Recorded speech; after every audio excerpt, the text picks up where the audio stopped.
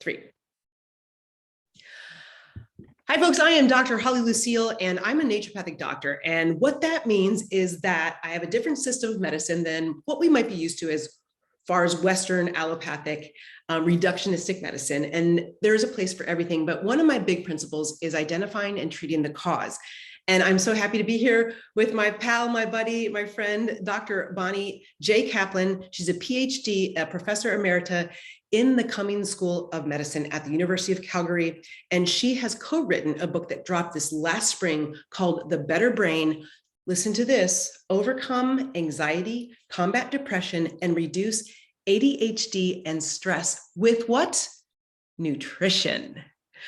Bonnie, you and I have talked on my podcast before, and I think we just got along famously because we just kept zinging off of points after points that just made sense. So I'm going to let you talk, I promise, but according to the CDC, 1 in 5 Americans suffer from some sort of mental illness, and antidepressant use has risen 65% since 1999. But what if the key to treating mental illness can't be found at the pharmacy, but lies in the food that we eat every day? And so let's talk all about this. Tell me, The Better Brain, why did you write this book?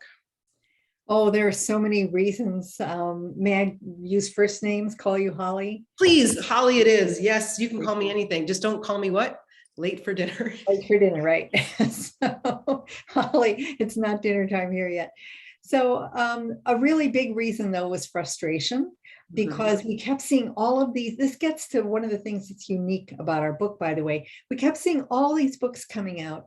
I call them shake their finger in your face kinds of books about nutrition and mental health and physical health. Eat this, don't eat that. And the thing is, we know that. And yet it really doesn't help us change our behavior. It really requires, I think, an explanation of why. Why should we be caring about so much about, say, eating whole foods? What does it do for our brain? And many years ago, I would say it was 20 years ago, I started to incorporate this exact question into all of my lectures. I would always have the last part of my lecture entitled, Why It All Makes Sense. I didn't use that in the book, but that's really what it's about, why it makes sense. And so in order to try to explain that to people, I showed them some metabolic pathways from the brain. Very simplified, but everybody had heard of serotonin. Everybody knew what tryptophan was.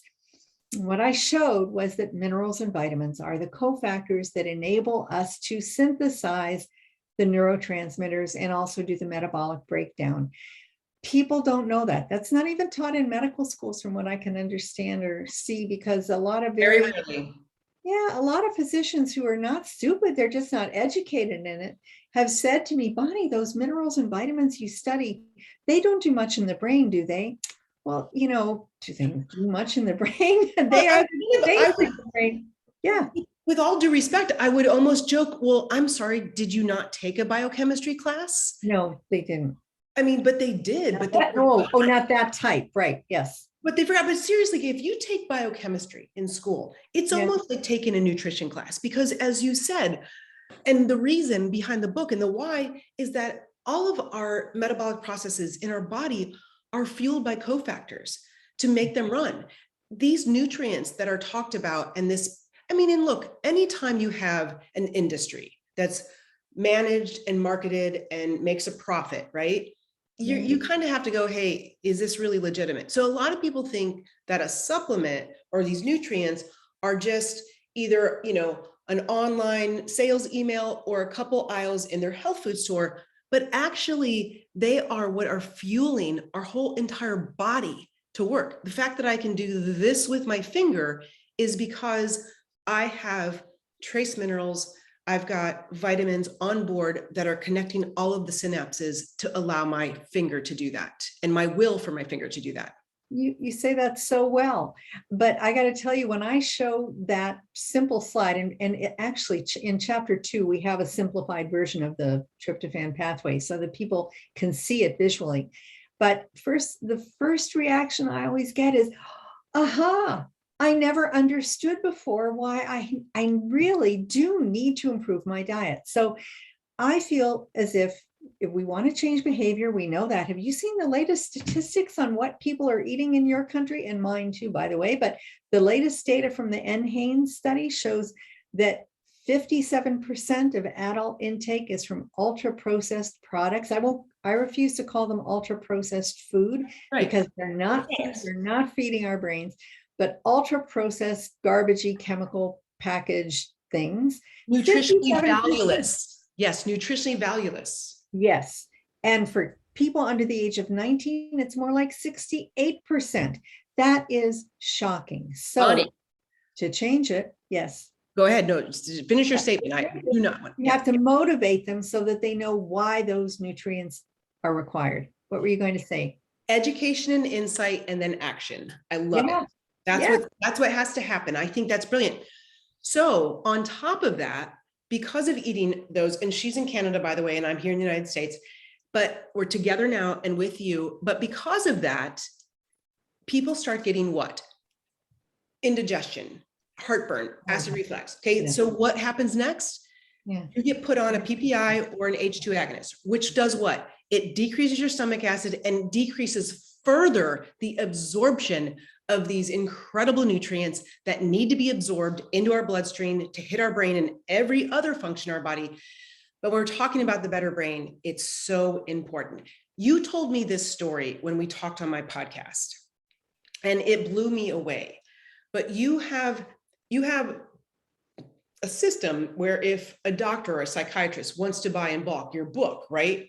Mhm. They can, and then they can give it out to their patients. And you told me that you, and correct me if I'm wrong, but there was one physician that you were working with that could tell who read the book and who then had the awareness and insight and created action out of it, and who didn't. Is that correct? That is true. Yeah, that's what he said to me. Yeah.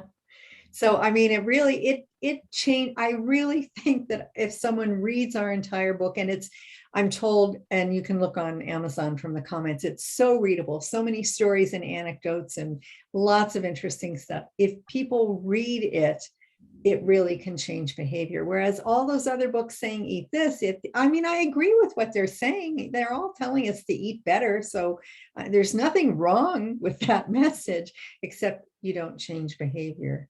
Yeah. So And now you asked me, go ahead. well, you asked me why I wrote the book, and I'm going to lose the second really important reason that I need to say it. Is that what you were going to interrupting you? No, well, no. You please. It's not an interruption. It's a conversation. But the other thing, which is also related to frustration, is that my co-author and I, Julia Ruckledge, who's a former PhD student, she's originally a Canadian, and now she's been in New Zealand for 20 years.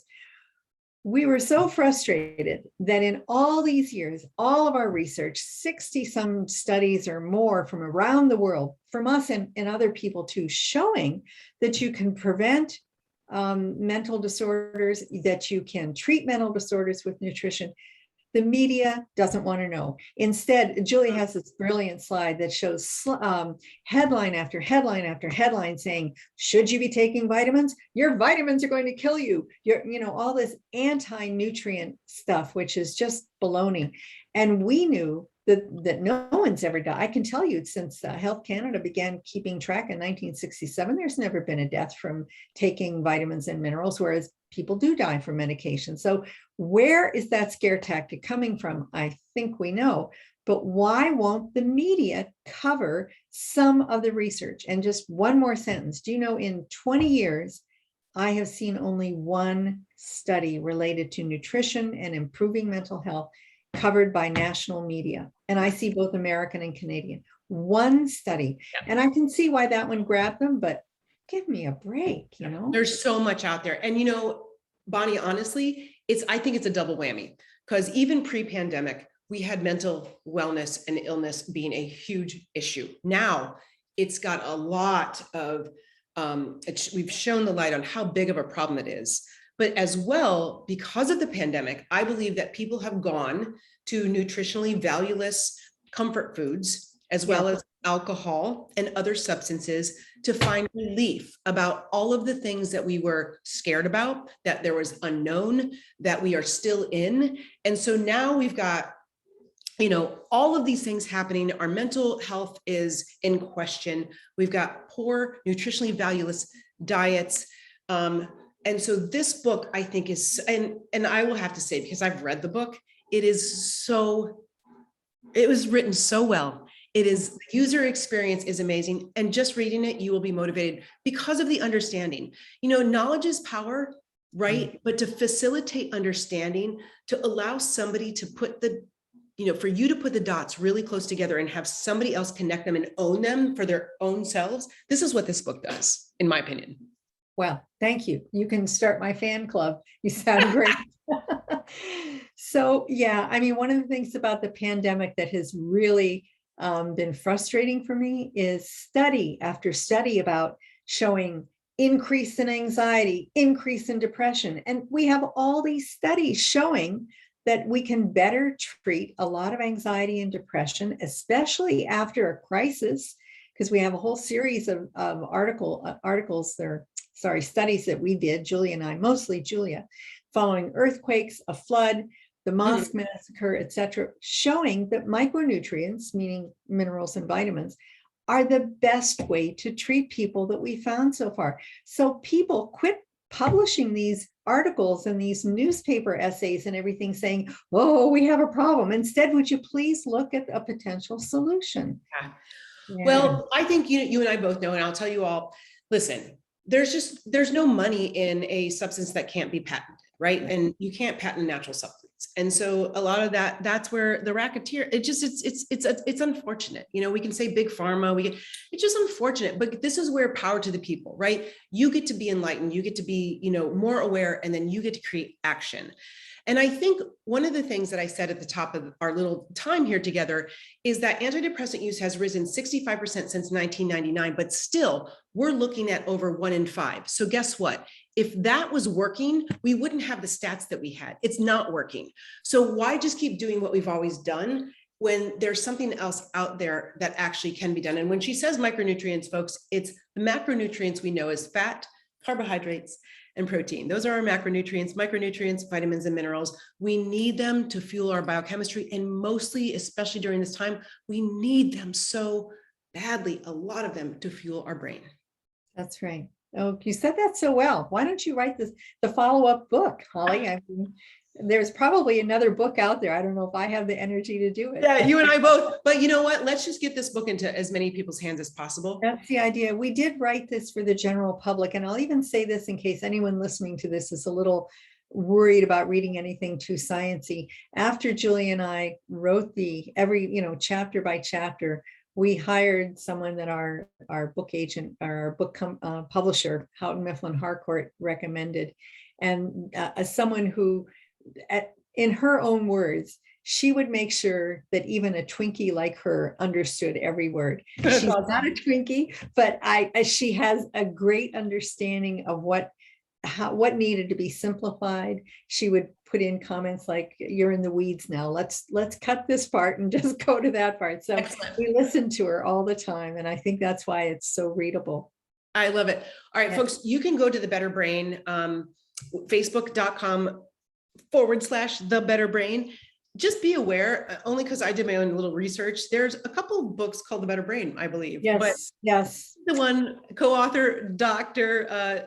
Bonnie J. Kaplan, along with Julia Ruckledge, but it's also overcome anxiety, combat depression, reduce ADHD and stress with nutrition. Actually, if people want to be sure that they are getting the right book, look for a purple cauliflower. Oh, there you can see it's purple. Yeah, the purple cauliflower brain. Yes. And also, if you want, go to my website, and it not only does it show you the book right away, and you can get it through Amazon, although I recommend people support their local bookstores when they can, but also you'll see a whole lot of other information on my website. So the only thing you need to know about finding my website is that there are a lot of Bonnie Kaplans in the world, so you have to use my middle initial. So it's bonniejkaplan.com. All right, well, we're going to be talking a lot more. We're going to get the word out there. It's always great to see you and spend time with you. And folks, have a better life by having a better brain. Get the book, take a read, and then awareness equals action, and action equals better life. Yeah. Excellent. Thank you. All right. Just note